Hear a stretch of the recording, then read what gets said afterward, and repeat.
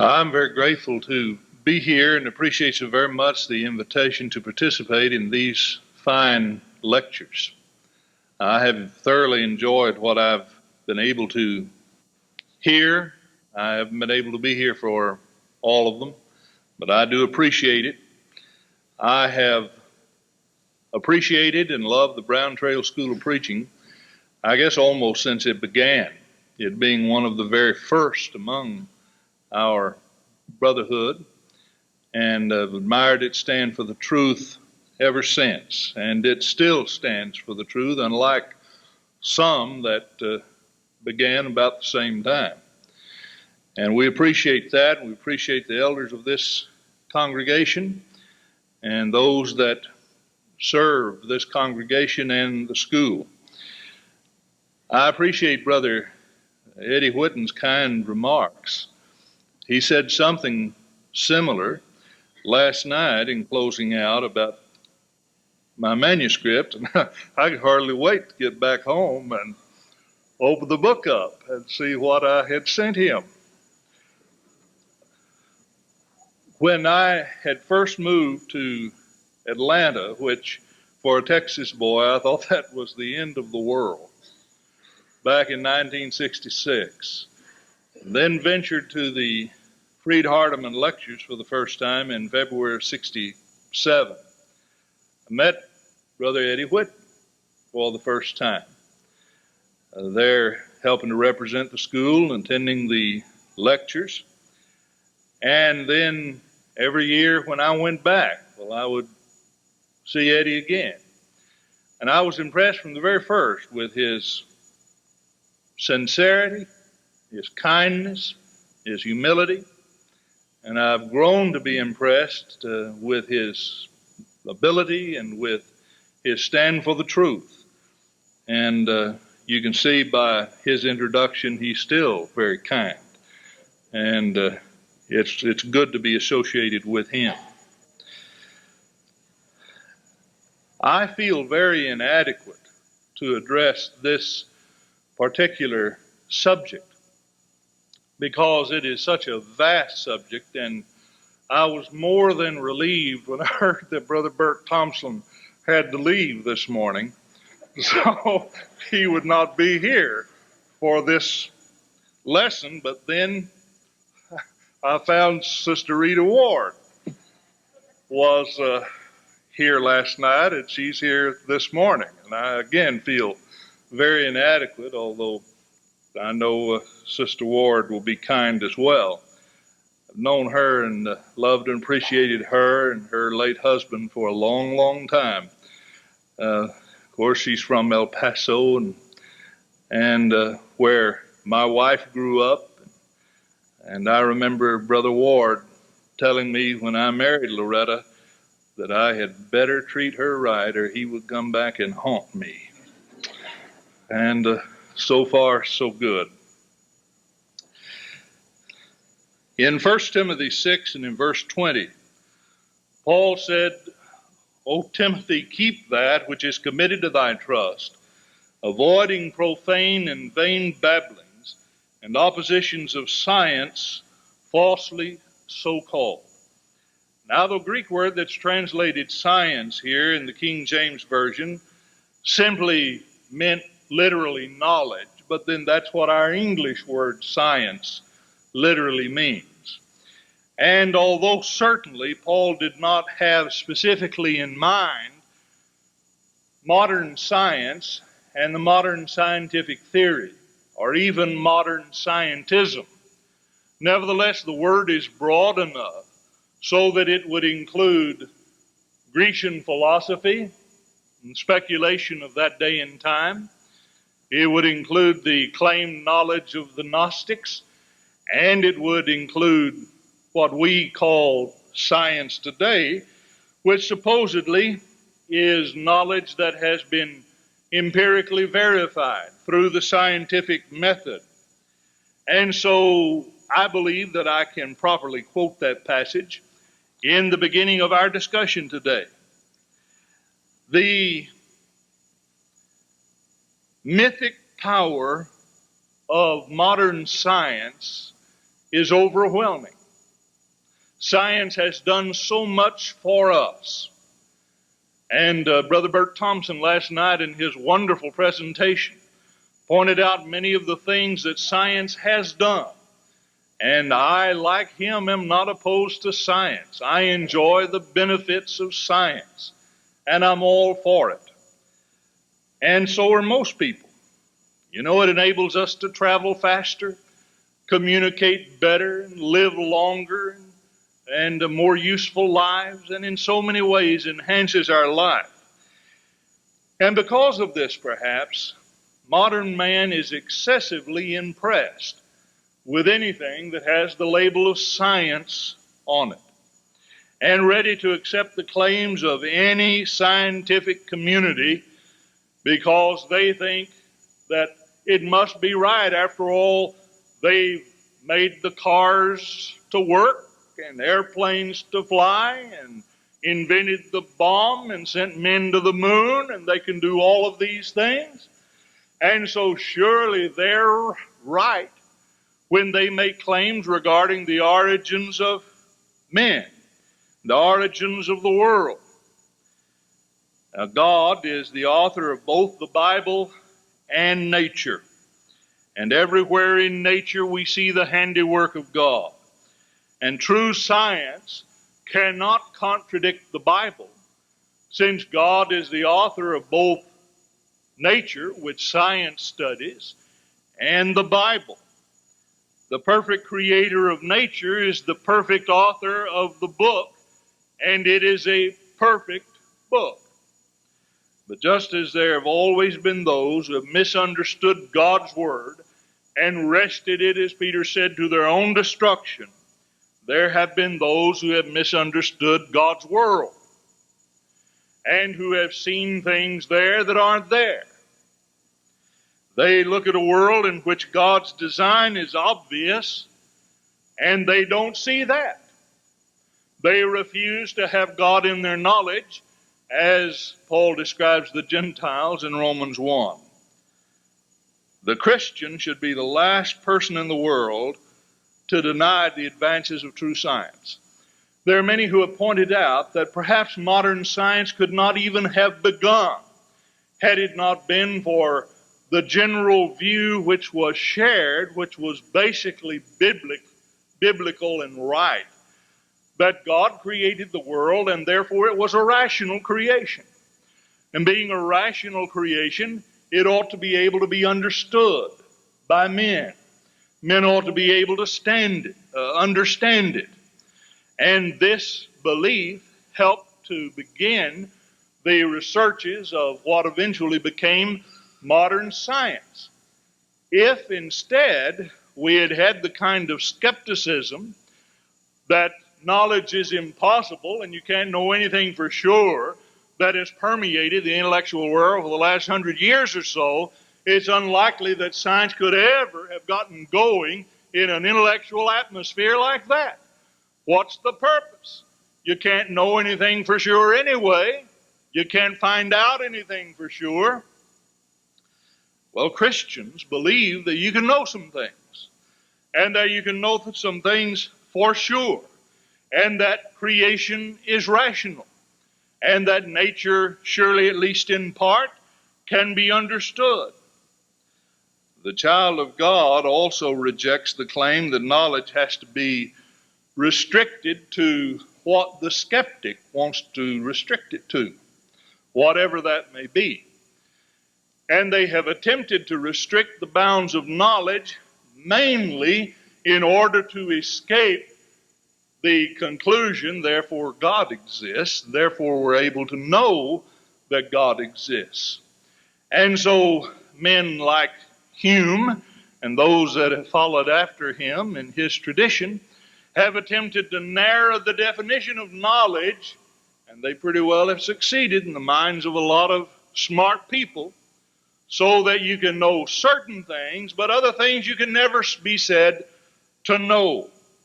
And one of the most famous of these attempts was the attempt to say only those things that are statements of math or logic or things that have been verified by the senses, Only these things can be said to be knowledge. But it wasn't long until some body pointed out that that principle is neither a statement of math or logic, nor is it a principle that can be verified by the senses. And thus their vaunted verifiable principle wasn't verifiable. And it therefore consisted in a self-contradiction and could not have been true, and so logical positivism, as it was called, fell by the wayside, although there have been attempts to put it on crutches and band-aid it and keep it going. And even still, there are many who will say, if it cannot be verified empirically, then it cannot be accepted as true. Well, that is simply nonsense. There are a great many things that we can know, and most of what we do know, we know not because it's been empirically verified by us. Most of what we know because somebody else has told us. We know because of testimony, reliable testimony, but testimony nonetheless. And what we know regarding God, we know from the testimony of this book and of the writers of this book, who have sealed their testimony with their life and with their death. And it's reliable testimony, and we can know it. Not all the claims of religion, of course, are true. In fact, probably, taking into account what's called religion these days, most of the claims of religion are false. I oppose most religion. There's very little religion that I'm willing to affirm and defend. But I'm willing to defend that with all my being. But most of religion is false. But some religious statements are true and can be demonstrated to be true. Not all the claims of the scientists, of course, are false. Many, no doubt most of them are true. But some assertions and theories that have the general sanction of the scientific community are false and contradict the plain teaching of the Bible. The sad thing is that such science, falsely so called, has had a great influence on religious thinking both inside and outside the church. The great battleground, of course, has been the theory of organic evolution in the last 130 or 40 years. And of course, that is the theory, I don't have to define it for you, that says that everything evolved from an original life cell, and before that from non-living matter, and slowly by means of small changes caused by mutation and by a process of natural selection as to what trait was to be retained and what was not, gradually we develop. Now then, such a theory is always being changed. Latest finding out of the morning paper this morning, Dallas, I believe it's Times Herald. Every living thing now on earth descended from bacteria. Now that sounds awfully dogmatic, doesn't it? Everything now living on earth descended from bacteria that probably thrived in near boiling water and raised a stench like rotten eggs, a new study suggests. Now, you notice that statement that started out so dogmatically ended up a little weak. A study suggests, and it probably thrived. And listen to continue. The organism which apparently lived at least 3.5 billion years ago was the last ancestor shared by all of today's life forms, said researcher James Lake. And while the organism was not the origin of life, it's as far back as we've been able to get. That's what they think. And Lake, a professor at the University of California, Los Angeles, his conclusions come from analyzing evolutionary changes in material found in every living cell. Research reported in today's issue of the British journal Nature. Well, something smells like rotten eggs, but I'm not sure that it's our ancestors. Besides, the theory of evolution is not new. It didn't begin with Darwin. There were theories of evolution, some of them quite sophisticated and respectable, going all the way back to the ancient Greeks. Anaximander, who flourished about 540 BC, and Empedocles, 100 years later, espoused such explanations of the origin of life, even down to a primitive notion of natural selection. Darwin's grandfather, Erasmus Darwin, published a book in which he explained modern species and the basis of the evolutionary theory. And it's a question of some interest as to how much Charles Darwin cribbed from his grandfather. But Darwin's book came out at the right time. People were ready to believe it. They were ready to accept it. They had been chafing under the yoke of Romanism for years and yearned to throw it off. And on the other hand, Calvinism had thrived for a couple of hundred years, and it was even more oppressive than Romanism. And any thinking people could see the nonsense in both systems. And so Darwin came along. People were sick of the religion they knew, and his book gave them finally the rationalization to put God out of their lives and religion out of their lives, an explanation for how everything came to be, they thought. And so his book impressed millions. And it was an impressive book. He had made a voyage of several years on the Beagle. He had collected numerous specimens from all over the world, and so his work had the luster of first-hand observation and experimentation, and they overlooked the fact that Darwin didn't have much. He offered as his explanation, of course, natural selection as the process through which men came to be and all species came to be. So there are some real problems with this, as we shall see. But men began to throw off the yoke of religion and embrace the secular notions, and they thought Darwin had provided them with the rationalization for doing so, the real reason for doing so. And so was launched one of the greatest propaganda efforts in history, the effort to convince the world that evolution is a scientific fact and proven. And has that succeeded?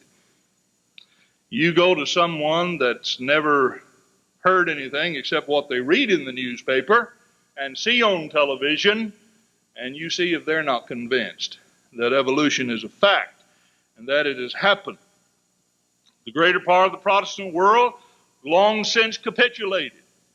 The Roman Church has taken evolution now in as a part of their official doctrine and orthodoxy.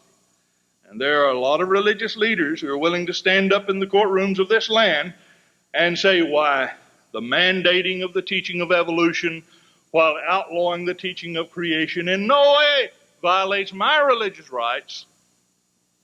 Well, they say that because, first of all, they're evolutionists. Their side's being taught. No wonder they don't think their rights are being violated. They've given in. It's a strange thing that the atheists have been able to introduce their philosophies and their religion into our public schools, and we're not able to get equal time. The disintegration of our society in recent years owes much to the success of the theory of evolution. I'm absolutely convinced of it. I think that Darwin and the success of his theory has done more harm than perhaps any other one thing in the last 200 years. There are two other men that share a great deal of blame for the mess that our world is in today. One's Karl Marx, of course, and the influence of his theories, but he in turn was influenced greatly by Darwin. And no doubt got from Darwin the idea of progress, eternal progress, through violent struggle. That's the dialectical part of dialectical materialism, the philosophical name for communism. The dialectic, one thing struggling with another until finally some higher thing comes out of that struggle, which then immediately finds a new enemy and the struggle continues. And that way progress is made. And that is at the very heart and soul of communism. That's why they're never going to give up violent struggle, and why we need to be careful when they start talking as though they might. It is the very heart of their philosophy. And evolution gave them the intellectual justification for this idea that progress can be made through violent struggle. After all, isn't that how evolution happened? You just fought it out. And as the animals fought, red in tooth and claw, well, they progressed. And life climbed higher and higher. Until one day it produced Stalin.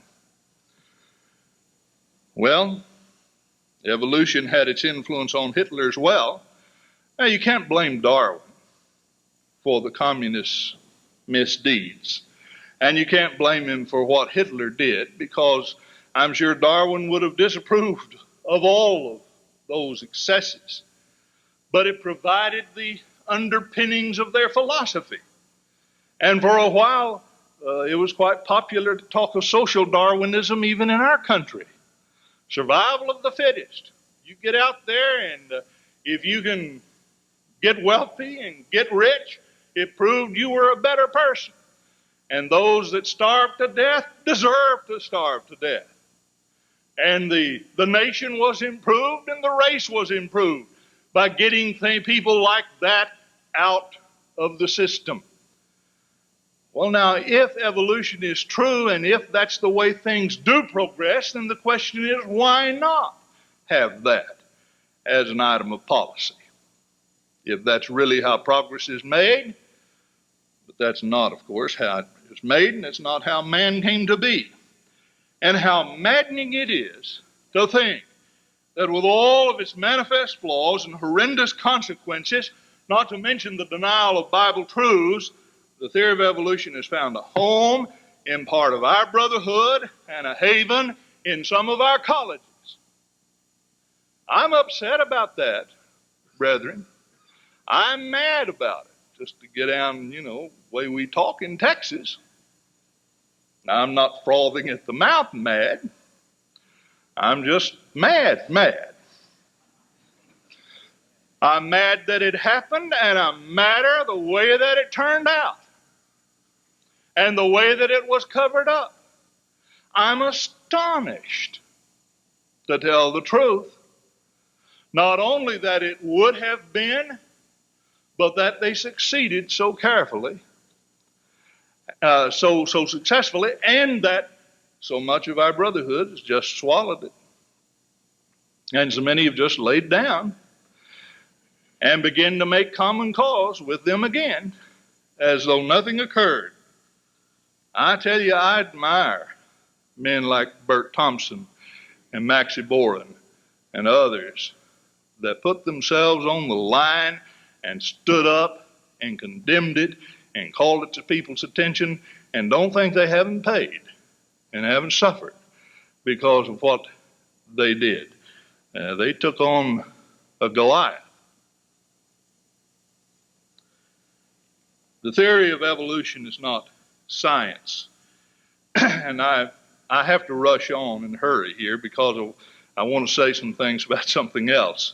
And I've spent too much time talking about this already. I refer you to the article in the book regarding some of the reasons that we cannot regard evolution as science. Many of these things you have heard from Brother Thompson, Sister Ward, and others through the years, and that I really would not have a whole lot to add. But let me talk about something that is not often talked about in our brotherhood. At least I haven't heard it. It may be something you'll disagree with me about, and you're welcome to up to a point. And that is the theories of psychology. Now, whereas we, in this auditorium at least, stand shoulder to shoulder against the theory of evolution. I wonder if we recognize the danger that exists in the acceptance of some of the theories that you find in psychology. It's one of the most seductive realms of false science. Now, I don't claim that everything that psychology teaches is false. I'm not saying that. I'm sure many of the things that they teach are true. I'm sure many things have been found and discovered by psychology that is true. Not near as much has been discovered in other fields of science as true, but I'm willing to accept the fact that psychology may have stumbled on some truth. But in general, many of the basic principles of modern psychology are not only false, they're anti-Christian. They're anti-biblical. And it makes more mystifying this wholesale embrace of modern psychology by religion, and some religious groups, it seems to have just been taken over wholesale by it. And they don't practice religion so much anymore as they're practicing psychology in their worship services. Worship services have become feel-good sessions. I'm okay, you're so-so. Self-acceptance psychology, all the rage. You have problems, you feel guilty. You ought not to feel guilty after all. You're a person. You're worthwhile. So you've done rotten things in the past. That can't be changed. You just get to feeling good about yourself. You're worthwhile, whatever you may do. Well, the Lord says a person that has sinned is going to spend eternity in torment unless he repents of it and gets forgiveness of it. He's not just to forget about it and talk about what a wonderful person he is and how valuable he is. Yes, I know we're valuable.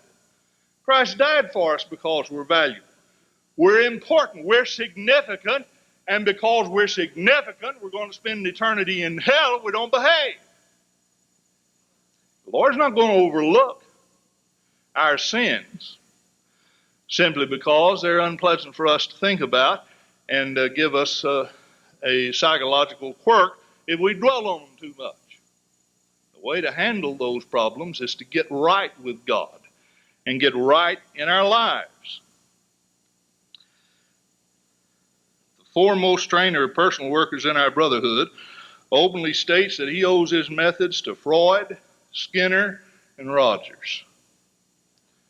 And I've heard him, and he does. He doesn't know it to Matthew, Mark, Luke, or John. When you hear a fellow come in and he's training your personal workers and he puts down preaching in every session and he says, whatever you do when you're teaching somebody, don't preach. I just felt so sorry for Philip there when he joined himself to the chariot and he didn't know any better and he preached Jesus to that eunuch. One-on-one of all things. And the eunuch asked him a question, and he didn't have any better sense than to answer it. And you're not supposed to do that. You're supposed to say, well, what do you think about that? How far do you think the eunuch would have come if, when he had said, of whom speaks the prophet this, of himself or some other man, Philip said, what do you think about that? He didn't learn that from Luke or Philip. He learned that from Carl Rogers. Because that's how you're supposed to counsel people. You're never supposed to tell them they ought to do this, that, or the other. You just say, well, what do you think about that? And how do you feel about that? And maybe after about 15 years of that kind of thing, they'll get better. The practical or absolute denial of free will is the hallmark of much of modern psychology. Not all, but much. Freud taught the way a person behaved was determined in infancy and childhood. And therefore, as an adult, from a practical point of view, he really didn't have much of a choice about the way he behaved. But maybe he could understand why beginning to accept himself a little bit with the help of psychoanalysis, which of course you never quite got through with somehow. And if such understanding doesn't bring about a modification of the behavior, then maybe at least you'll be able to accept yourself. Skinner, on the other hand, is totally anti-Freud. But Skinner comes along and he says, you are a product of mechanistic forces, and what you do, you're determined to do by the laws of chemistry and physics. He wrote his book, Beyond Freedom and Dignity, and he meant that we've outgrown the concepts of human freedom and human dignity. Now what we've got to do is make men behave. And he is, of course, the foremost behaviorist. And so he doesn't believe man has free choice. I'm sure he didn't have any choice in writing his book. I'm sure if you ask him, well, why did you write your book trying to persuade people to do this way instead of that way? He said, I didn't have any choice. I just had to do it. As a result, our society is very reluctant to hold anyone accountable for their actions. I realize that, this is not a political speech, but I'm of the opinion that before we're going to be able to straighten out our criminal justice system, it's not really the criminal justice system that's a problem. The problem is the fact that it's been influenced too much by psychologists and sociologists who don't really believe anybody's to blame for anything. And therefore, there's no reason for anyone to be punished. And that's why they're letting them all out. So they don't think they ought to be in there to begin with. Now, some of the rest of us cretins haven't gotten quite that far advanced in our thinking. We still think folks ought to be locked up. The Bible has little to say, even about insanity. And it doesn't have anything to say that even remotely resembles a modern concept of mental illness, which is a broad term that covers anything and everything that the psychologist wants to get his hands on and try and treat. We've uncritically accepted that seductive label. I all know what an illness is. Being sick, I woke up Sunday sick. I was hurting all over. I was running 101 fever. I didn't want to get out of bed, much less go and preach.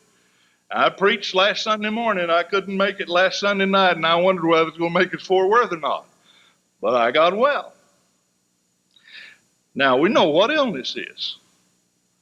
But what's mental illness? Now, if you've got a brain disorder or some kind of a chemical dysfunction that's actually the result of some wrong in the body, then what you have is literally an illness or a disease of the body, which affects the mind. But most of what people call mental illness is not that. What is it? Well, sin can be figuratively called the disease of the soul. But it is not literally a disease, it's just figuratively a disease. And so is mental illness. It's only figuratively illness. It's not real illness. But we have jumped then to it's an illness to they can't help it. Who's going to blame somebody and punish them for catching the mumps? Nobody. So why are you going to blame somebody for getting drunk? Just an illness. Heard on the radio a year or two ago, a new epidemic, a new disease is sweeping the nation. I thought, well, I've got to hear what this is. I don't want to get it. Turned out to be child abuse. I figured I was immune. My daddy hadn't abused me in a number of years. And my son's 6'5", so I wasn't likely to mistreat him. So I figured I wasn't going to catch that disease. Brethren, when are we going to stop accepting other people's categories for this sort of nonsense and speak in terms of the Bible? In passing, let me refer you to some studies that demonstrate that even psychotherapy is not really all that therapeutic. Psychiatric clinic at the Kaiser Foundation Hospital in Oakland, California, couldn't accept everyone that applied for psychotherapy, but they discovered that the people on their waiting list not only improved without therapy, but were doing as well as those in therapy. Hans Eysenck, PhD of the University of London, in evaluating reports on 7,293 patients, found that 64% of the psychotherapy patients showed improvement, and 72% of those that received little or no therapy and who had taken no medication showed improvement. He concluded, we found that neurotic disorders tend to be self-limiting, that psychoanalysis is no more successful than any other method, and that in fact all methods of psychotherapy fail to improve on the recovery rate obtained through ordinary life experiences and non-specific treatment. Cambridge Somerville Youth Study, 650 underprivileged boys believed to be potential delinquents divided by coin toss into a group that received counseling and a group that did not. The results were that the unpsychologized, uncounseled boys proved to have fewer offenses than the treated boys, 218 to 264. Dr. Louis Gottschalk of the University of California at Irvine concluded after evaluation of two groups of patients, most patients suffering from life crises recover spontaneously within 6 weeks, regardless of what kind of care they receive. Many other researchers confirm such findings. Charles B. Truax, Robert Karkoff conclude, the evidence now available suggests that on the average psychotherapy may be as harmful as often as helpful, with an average effect comparable to receiving no help. Let us stop going to the world for our conviction. Just calling it science doesn't make it science, and let us cease the psychotherapy and preach the gospel. Let's abandon the feel-good, I'm okay, you're okay nonsense to the holy rollers and the faith healers and the medicine show men, because the world is dying for the gospel. And that's what we need to preach.